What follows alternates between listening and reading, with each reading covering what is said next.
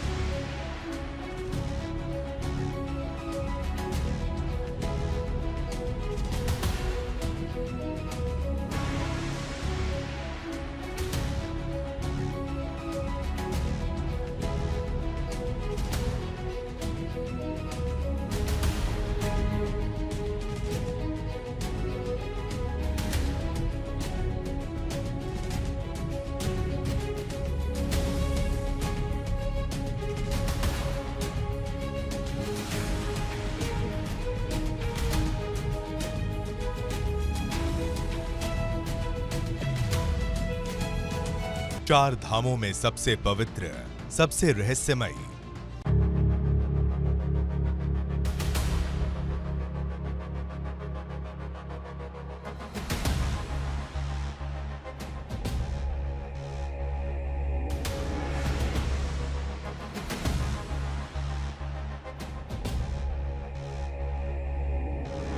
जहां भगवान विष्णु ने हजारों साल तक तप किया,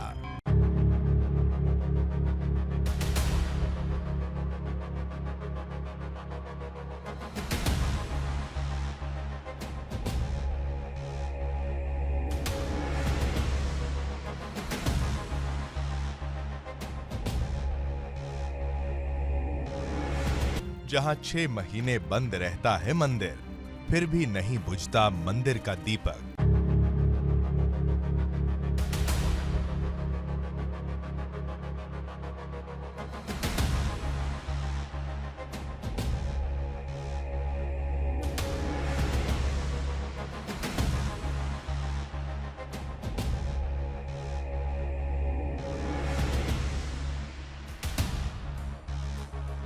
बर्फ में उबलता जल कोई नहीं जानता तप्त कुंड का रहस्य।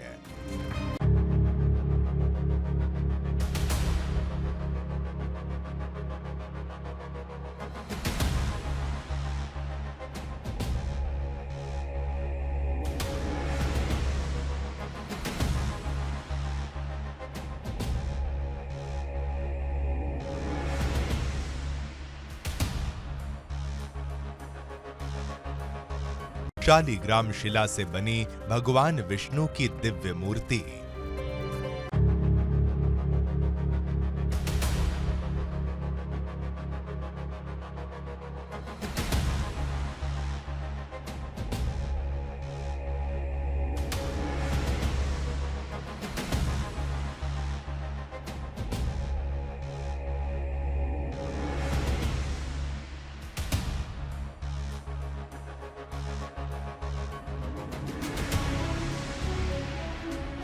जहां बर्फ का हर टुकड़ा आस्था का प्रतीक है।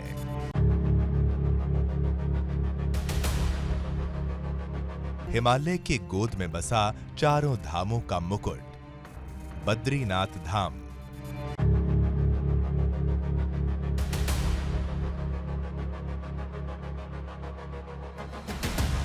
कहते हैं यहां भगवान विष्णु खुद तपस्या में लीन हैं।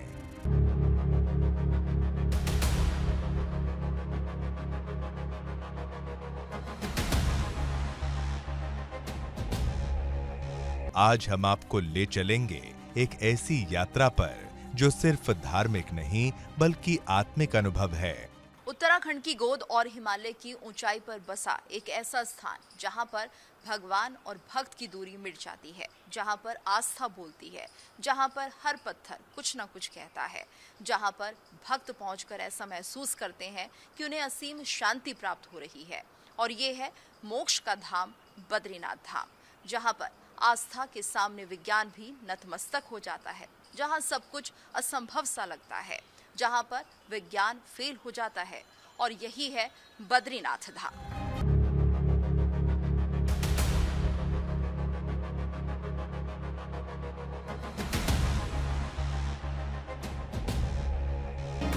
बद्रीनाथ धाम, जिसे सृष्टि का 8वां बैकुंठ कहा गया है, जहां भगवान विष्णु 6 महीने निद्रा में रहते हैं और 6 महीने जागते हैं।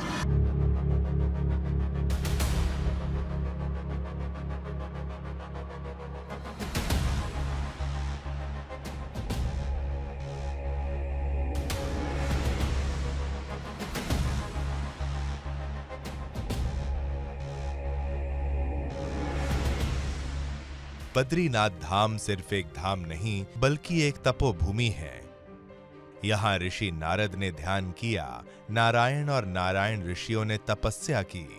कहा जाता है यहाँ ध्यान करने से मुक्ति के द्वार खुल जाते हैं। पुराणों में कहा गया है कि जब धरती पर अधर्म बढ़ा, तब भगवान विष्णु ने बद्रिकाश्रम की ओर प्रस्थान किया, जहां उन्होंने हजारों साल तक तपस्या की। इस तरह से भगवान विष्णु का नाम बद्रीनाथ पड़ा।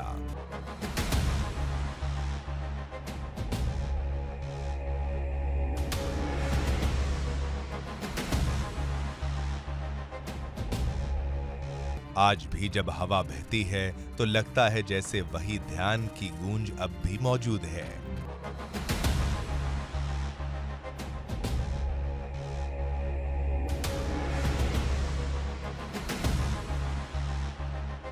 बद्रीनाथ से जुड़ी एक और रोचक पौराणिक कथा ये है कि शुरू में ये धाम भगवान शिव और उनकी अर्धांगिनी देवी पार्वती का निवास स्थान था। एक बार बद्री घाटी में भ्रमण के बाद शिव और पार्वती अपने घर के प्रवेश द्वार पर एक नन्हा शिशु पा गए। शिशु बेतहाशा रो रहा था और रुक ही नहीं रहा था।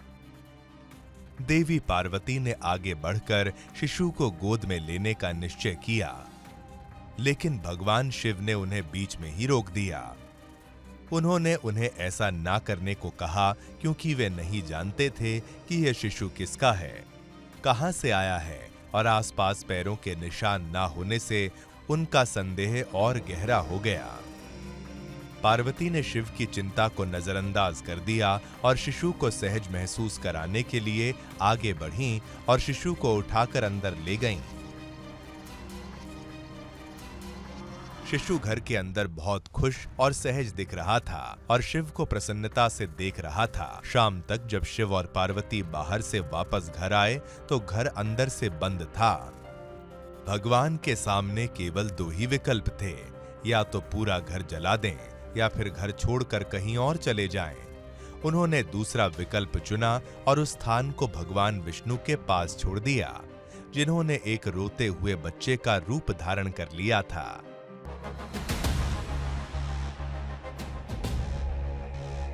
कहा जाता है कि बद्रीनाथ धाम में विराजमान भगवान विष्णु की ये मूर्ति किसी शिल्पकार ने नहीं बनाई।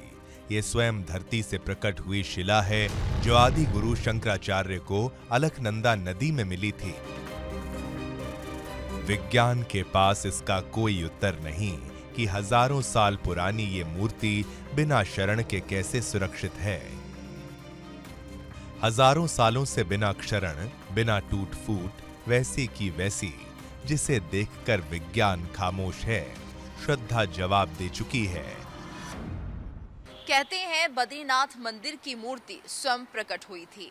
बताया जाता है कि आदि शंकराचार्य को ये मूर्ति अलकनंदा नदी के किनारे पड़ी मिली थी और वहां से ही वो इस मूर्ति को लेकर आए और फिर इसे मंदिर में स्थापित किया गया। तो बताया जाता है कि ये जो मूर्ति है वो शालिग्राम शिला से बनी हुई है और इसके दर्शन मात्र से जन्म जन्मांतर के पाप नष्ट हो जाते हैं।